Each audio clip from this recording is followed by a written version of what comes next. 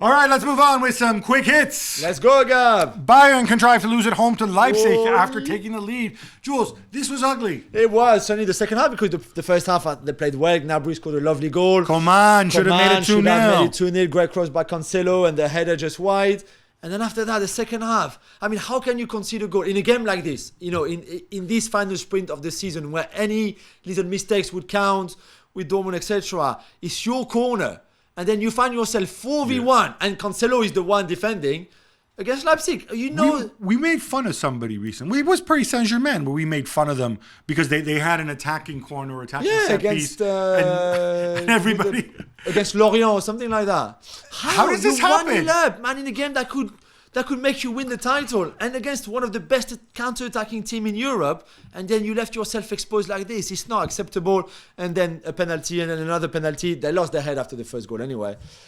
Wow, now they're in a very difficult position. It's crazy. Thomas Tuchel, again, like I go back. I'm a Tuchelista. I will defend him. This is on Brazil and this is on Oliver Kahn. And if they screw this up, there have to be consequences. 6 weeks ago, they could win the treble. Now they might not win anything because it took them a while and they played nearly an hour with an extra man after the red card for Udogai. But Sebastian Haller and scored twice to give Borussia Dortmund a 3-0 win away at Augsburg, Gabi, which takes them back to the top of the table. 2 points clear with a game to go. So much for the idea that they were going to screw this up again. Again, remember, of course, injured Jude Bellingham as well, which, you know, some people said he was the whole effing show. Clearly not. There are other players here as well. I'm very happy for Haller given what he's been through. Yeah. I love the fact that people kept pointing like, oh, look, their away record. Yeah, it's not good. Yeah, they won in 6 games away from home. That's fine. Well, take your away record and put it where the sun don't shine because they won 3-0 against Augsburg. Augsburg, of course, some people might say kind of like a wholly owned dependency of, you know, just down the road from Bayern as well. For sure. Last week of the season, Borussia Dortmund host Mainz, FC Köln host Bayern.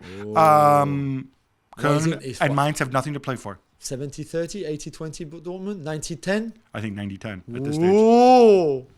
Who would have thought that Paris Saint-Germain would be the last side in the Big Five to be crowned champions? That's because I'm assuming they're playing at night next Saturday, whereas the Bundesliga was in the afternoon. Yeah. Their win away to Auxerre wasn't enough as Lens beat Lorient, so they'll have to wait for next weekend at Strasbourg. Jules, to be official, because they are. We saw the little magic from Mbappe, and then kind of like, all right, job done. Yeah, then they stopped playing at halftime. So the second half was quite interesting because Auxerre went for it. They're fighting against relegation, so they had to go for it. They scored one. It got a little bit tense, but the stadium was great. The stadium I knew well because when I was a young journalist, I used to go there and cover the team a lot. But for PSG, I mean, they're 6 points clear. They've got plus 16 of goal difference with 2 games to go. So they're going to win the title. But they will have to wait for next week to be official, as you said on Saturday night. But Nasser was there. He doesn't often go on the road. No, but Auxerre is not too far. You drive an hour from Paris, so it's fine. Casemiro scores the only goal as Manchester United win away at Bournemouth, Gab. It was quite a goal too, and it means that, barring divine intervention, they will play in the Champions League next season. Yeah, which means all told they'll finish third or fourth. Good season. You've won a title already, maybe a second one. Yeah, we've seen all the flaws this season. I think it's very clear what he needs to work on. We've also seen that he can be pragmatic.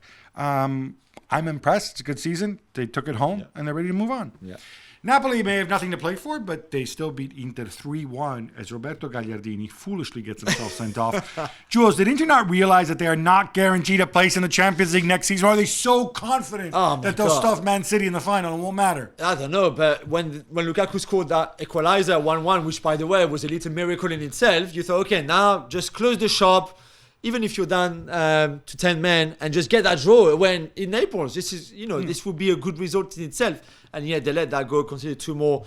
For Gagliardini, he played 41 minutes, Gabby. 5 fouls he made, 2 yellow cards. To let his team down in that way is unacceptable to start with. To be so stupid is unacceptable. To think that in 3 weeks' time there's a Champions League final where you might have a role to play because we're not sure about the fitness of Çalhanoğlu. So you might not start, but you might have a few minutes there and there. Yeah, he'll come in to help preserve the lead. Yeah, and you Inzaghi, you think like, why would a loose cannon like you? Look what you did against Naples. No thanks. It's so stupid from Gagliardini. I just never get those attitude from players. Sticking with Napoli, Gabi, all signs to the fact that it's all over between the club and Luciano Spalletti. Gabi, seems crazy that you can win the title and then live like this. It's so foolish. It's so foolish. But what happened? Fauzi Ghulam, who's close to Luciano Spalletti, was on television. He kind of I think he kind of gives us a Spalletti version of what really happened. Spalletti had a year left on his contract. There was an option to extend the deal. He's annoyed that the president, Aurelio De Laurentiis, just simply sent him an email extending it rather than actually talking to him. It's not even about money with him. It's just simply we just achieved this great thing. Yeah. He's annoyed with the fact that when they won the title away against Udinese, De Laurentiis wasn't there. These things matter to Spalletti. De Laurentiis came out and said something, well, I don't want to clip your wings by forcing you to stay. And then he says, I don't need wings, I need boots. And he's referring to the fact that, of course, Spalletti has a farm and when he's not coaching, he goes back on the farm and drives his little tractor around. I love him.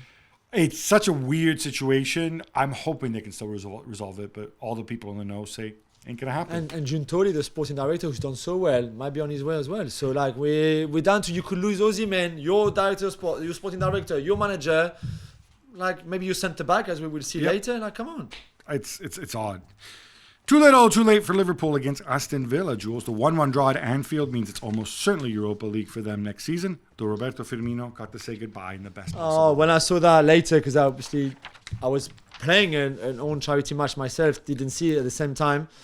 It moved me. I was almost crying seeing the goodbye that he had from the crowd. Incredible. I mean, he arrived in the summer 2015. It's a long time, 8 seasons. He was such a great servant. One of the key pieces in this incredible puzzle that Jurgen Klopp built for them to go and win the league and the Champions League and pretty much everything that they could be there to win.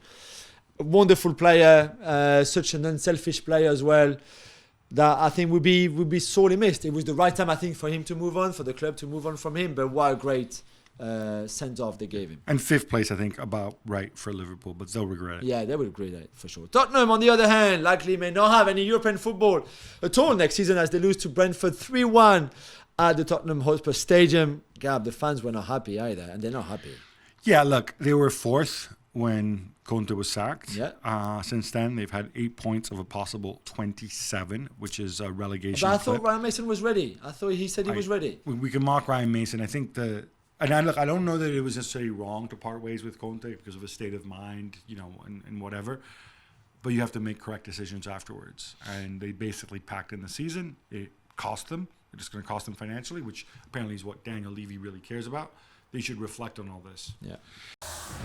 Thanks so much for watching ESPN on YouTube. And for more sports highlights and analysis, be sure to download the ESPN app. And for premium content and live streaming, subscribe to ESPN Plus.